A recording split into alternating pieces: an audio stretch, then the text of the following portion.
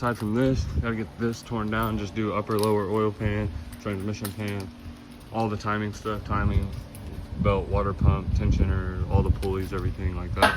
And these valve cover gaskets, and then once we get that done, I'll be ready to go in this car. This will be running again. Just got 350Z stocks on this.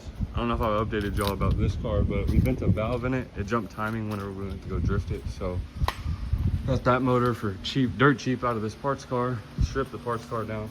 Once it's not so hot, we're gonna push this parts car out, put it on the trailer, take it off to a scrap yard, and then we'll have room to pull this in and drop the motor in. So that's kind of where we're at right now. We'll keep y'all updated on this G35.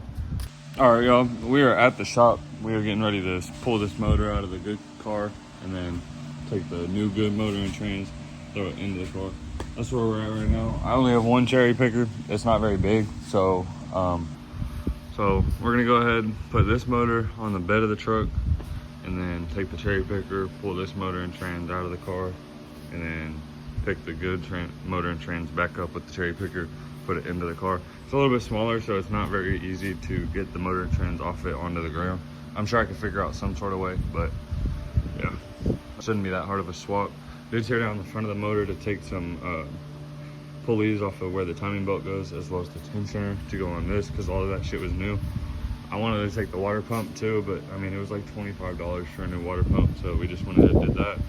We got valve cover gaskets done on this, upper lower oil pan, transmission pan, a couple other things, spark plug wires, spark plugs, new fuel injectors with good injector seals and O-rings.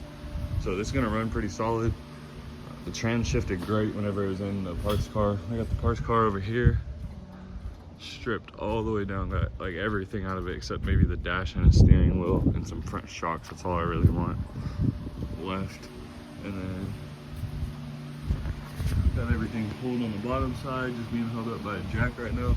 So we'll go ahead and put this on the truck and we'll get it moving. All right, y'all, I've done a pretty poor job of recording this whole process. It's been extremely hot. I think it's like 98 degrees outside. Just been kind of grinding this shit out. We got the old motor out on the ground now. I was able to just slide it out the cherry picker. Got the new motor pulled off the truck onto the cherry picker, and now we're getting it in. Hardest issue about this, whenever you're doing it with the front end on, you can't really take this off unless you want to cut this out because it's welded right here and in a few other spots.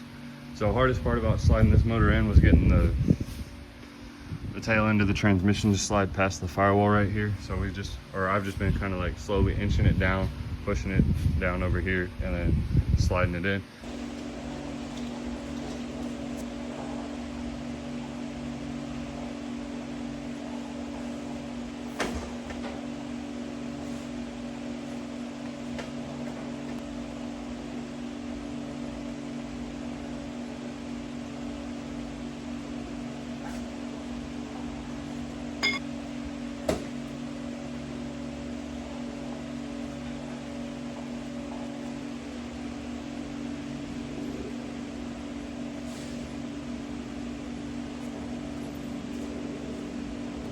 All right, y'all, we got it mostly in. I'm probably gonna stop right here and take a fucking break. Go get drunk. Have a cut from fixing the G35. Outside. We are outside. Thunder just won the final hometown game.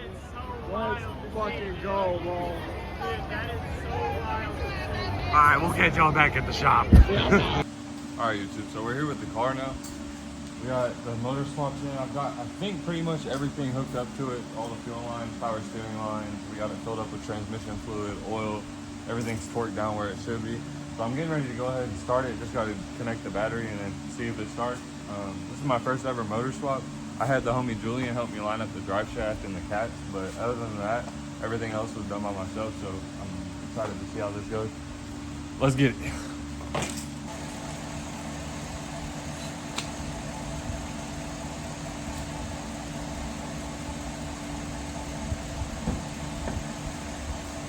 Power inside. That's good.